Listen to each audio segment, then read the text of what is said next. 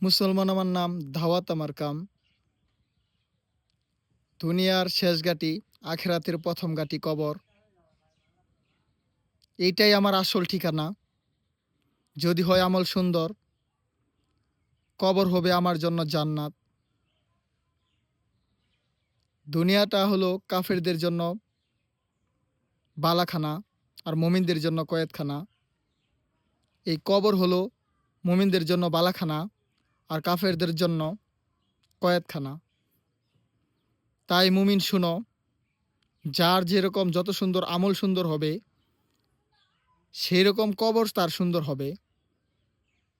আমরা প্রত্যেকেরই মৃত্যু হবে। কুল্লি নাফসি জায়কাতুল মউত।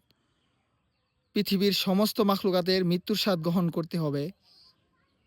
এটা বিশ্বাস করতেই হবে। বিশ্বাস করার নামই হলো ঈমান। আর যে ব্যক্তি পরিপূর্ণ রূপে ঈমান নিয়ে যেতে পারবে, সেই জান্নাতি। তাই ভাই, সমস্ত মুমিনদের কাছে আমার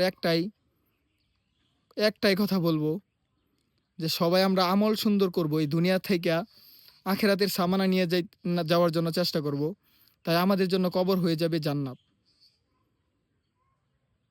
আর আখেরাতের প্রথম ঘাঁটি হয়ে যাবে সহজ।